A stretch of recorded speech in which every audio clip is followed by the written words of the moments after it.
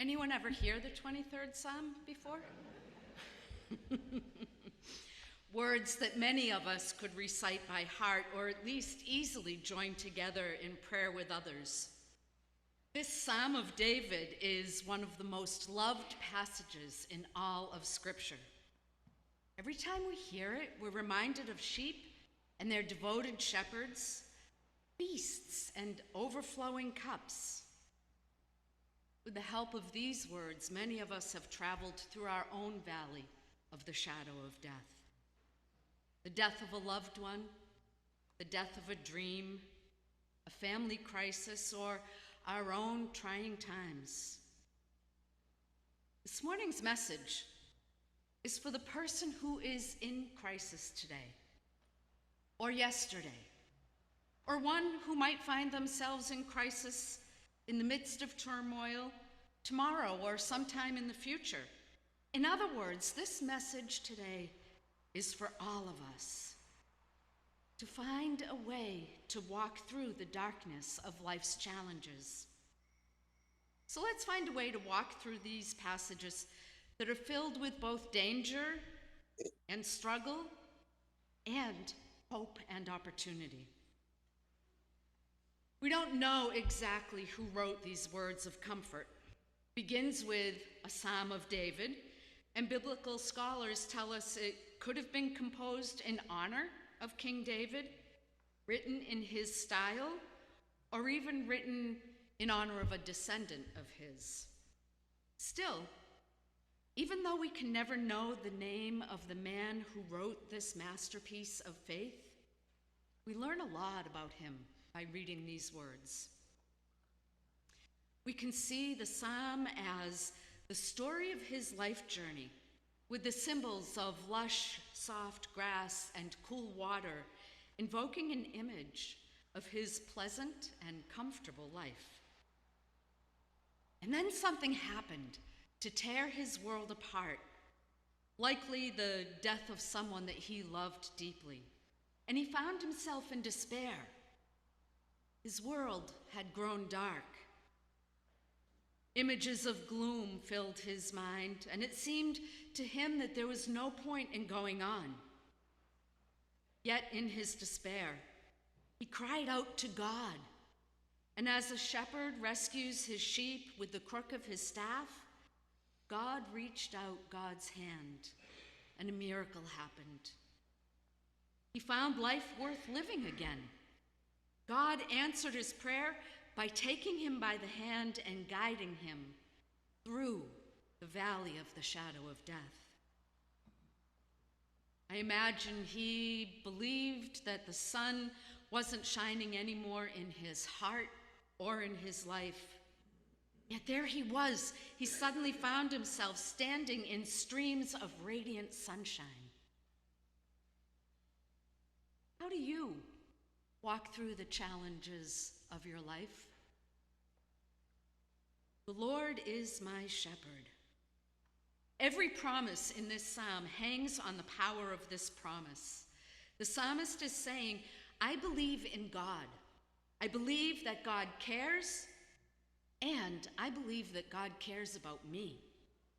The Lord is my shepherd. Now, I don't know if any of you have ever owned sheep or worked with sheep before. I had one in 4-H camp. It was a disaster. Sheep are not intelligent animals. They're defenseless and they're dependent, and they live because of the shepherd. In our chaotic world, we too live dependent on our shepherd. David was lost, and he knew he needed divine direction. And with a new sense of trust in God, he affirms, the Lord is my shepherd. And he knows that he has everything he really needs. I grow tired, God restores my soul. The valley is long and lonesome, God is with me. I'm anxious, God's rod and staff comfort me. I'm afraid of death, I dwell in the house of the Lord forever. And on and on. A part of the power of the Shepherd Psalm is that it touches us where we live and hurt and struggle. God is our strength. From a shepherd boy, David had risen to be king. He had it all. But just as we do sometimes, he thought he had it all and he forgot his need for God. But God restores my soul, he said. God picks me up when I've fallen. God's there to help me when the load is heavy. When I'm weak, God comes with God's awesome renewing power. God's our perfect leader. God's nature is to guide in right paths. God's not a reluctant leader, although I think we're often reluctant followers. I know I am. Our followship is often uncertain, hesitant, tentative. Like sheep, we wander from the fold, but the shepherd will always search for the one lost sheep. The remarkable arithmetic of Jesus' parable is that the good shepherd will step away from the 99 to share shepherd-like love with even one. Mary Sarton has written a poem with this striking line. Spiders are patient weavers. They never give up. Who knows what keeps them at it? Hunger, no doubt, and hope. Hope. What is hope? What is this thing that sometimes keeps us going on even when we're tempted to give up? I think hope is better described than defined. I saw it in the eager look on my friend's face as she opened one last box after her move. I hope it's there. I hope it's there. It was the last gift she gave me. And she found her treasured book from her grandmother. She had hope. I saw the absence of hope in the eyes of a man wandering a downtown street. He didn't look all that old, but he looked worn, weary. Stringy hair and a beard, an oversized coat, a bottle in his hand. But mostly, what I noticed was the vacant eyes that stared out but didn't really see. I wanted him to have hope. I wanted him to find what I've been able to trust, hope for a life worth living. Hope comes through that certainty of David's, where he says God is always present. Yea, though I walk through the valley of the shadow of death, I will fear no evil, for thou art with me. This is our certain hope. Life moves on, and sometimes we go through the shadowy stretches. Maybe often we go through the shadowy stretches. But no matter where we are on life's journey, God is there. God is with us. Sheep don't know their limits. They'll wander the fields all day and never rest. The shepherd makes them lie down. God knows we need rest. God makes us lie down in green pastures. David knew the struggling of the soul to understand the suffering of life. Why, God? Where are you, God? The psalmist found his answer where we always find it, not in an explanation of suffering. I don't think there is any explanation, but in the presence of God who sustains us. When I was in seminary, a young girl, 6 years old, was hit and killed as she was crossing my street. Why was that devastating word that could be heard for the longest time? Why? I asked my supervisor in my field ed training, why? How do I find an explanation?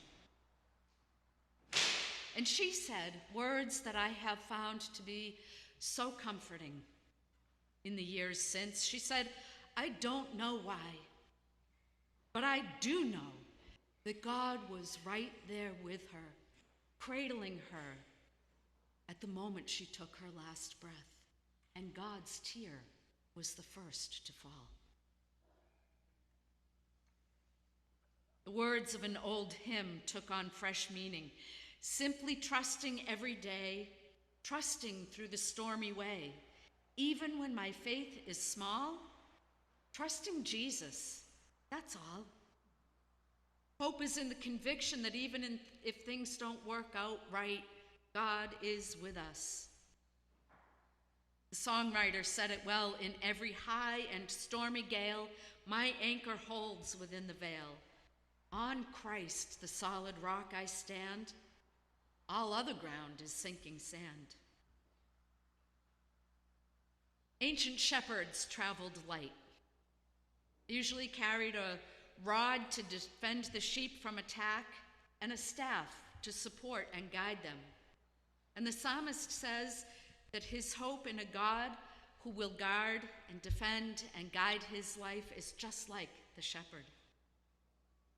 One of the things I always tell my grieving clients to do is keep a gratitude journal. I often get looks like, you want me to keep a gratitude journal? I just lost someone who I love. But the key is, you start in the early days and you might only be listing things to be grateful for once upon a time. Or you might write small things. I'm grateful that at least I'm breathing. But eventually the scale will tip and you'll find several things in each day to be thankful for. So practice building a gratitude muscle, I tell them. How can you and I live a life of gratitude? Psalm says, Thou preparest a table before me in the presence of my enemies. Thou anointest my head with oil, my cup runneth over. Can we sing this doxology and say with David that we have everything that we need and more? Excuse me. Philip Keller, in his book, A Shepherd Looks at Psalm 23, says that the high summer range where the sheep grazed was referred to as the tablelands. The shepherd would go ahead of the sheep and prepare the land, remove noxious weeds and other things that might harm his sheep on the tablelands. As the shepherd prepares those lands, so too does God prepare a table for us as we navigate the ups and downs of life. And when the sheep wander away from the lands that have been made safe for them and are bruised and wounded by the thorns and thistles, at the end of the day, the shepherd gently rubs healing oil into their wounds. No matter what the sheep did, the shepherd tends to their wound without criticism or anger. That is a portrait of a forgiving, gracious God who really does care for each one of us. Dr. William Jones, pastor of Bethany Baptist Church in Brooklyn, New York, tells about the elderly woman he met in church. He asked her how she was doing, and she replied, "Well, preacher, I'm somewhere between thank you, Jesus, and Lord have mercy." Most of us live in that same in-between. We aren't who we used to be, but we're also not who we're going to be. We live with both gratitude and regret. We're people on a journey growing in our relationship with God, the greatest shepherd ever. Surely, goodness and mercy will follow me all the days of my life. God is actively pursuing us with grace and loving kindness. What a God! Our God is not in hiding. God is right there with us no matter where we are.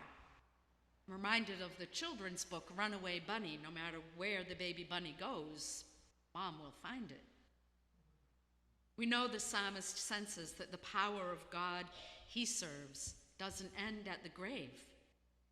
Down the long corridor of life, the psalmist looks and shouts the good news that death is not a dead end, but a door. I shall dwell in the house of the Lord forever. Amen.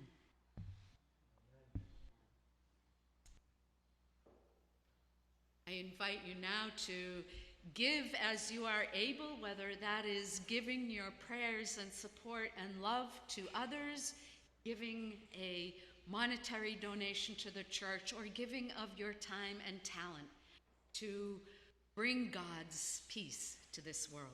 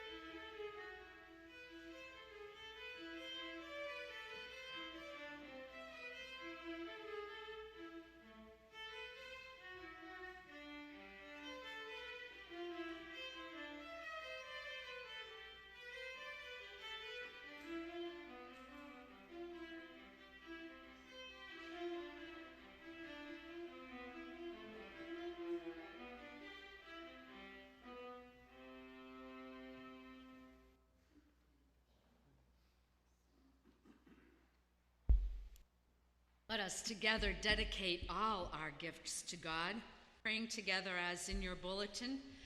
O God, we give in thanksgiving that this place is a calm in the storm. We give in thanks for the wider church and for all those who tell the story boldly. Bless all that we give, that we may be a church that lives with courage and boldness. We pray now in Jesus' name, saying, Our Father, who art in heaven, hallowed be thy name. Thy kingdom come, thy will be done on earth as it is in heaven. Give us this day our daily bread, and forgive us our trespasses, as we forgive those who trespass against us. And lead us not into temptation, but deliver us from evil. For thine is the kingdom, and the power, and the glory forever. Amen. As we come to our time of prayer, I invite you to be in a moment of silence and offer to God the joys and concerns of your heart.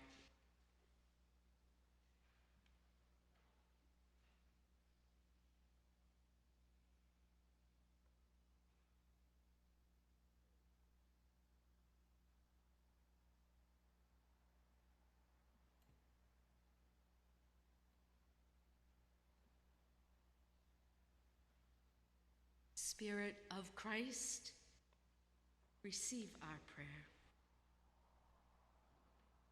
Join me in prayer. Good Shepherd, strong yet tender, you who are as much at home on the plains as in the wilderness, how comforting it is to know that you're in control. Things happen all over the world that trouble us and perplex us, but we know you're always with us. Help us to trust, even when we can't see you, because with you as our guide, oh God, we will make it through. Stand on the hillsides where we can see you clearly. We come to you, gentle comforter, burdened by suffering of those we love. We pray for those who aren't well in body, mind, or spirit. Carry them through their dark valley in the hands of your peace. You, God, are the great physician, and you know just what they need. Each new day, each new opportunity is a blessing you spread on our banquet table, and we are ever thankful for food, for shelter, for water, for life. When we're tempted to look for more, remind us that you've given us everything we need for today. Ever-present Lord, thank you for leading us beside still waters to be refreshed, renewed, and restored. Stillness can be something we find challenging at times, so remind us that Jesus too took time away from the crowds and his disciples to rest. And as we're resting, deeply restore our soul. Reignite our passion for life, for ministry, and for following you. We place our lives in your care, O God. In all of this, we are part of your new creation meant to bring hope and forgiveness to all. We pray these things in the name of your Son, Jesus, our great shepherd and Savior. Amen.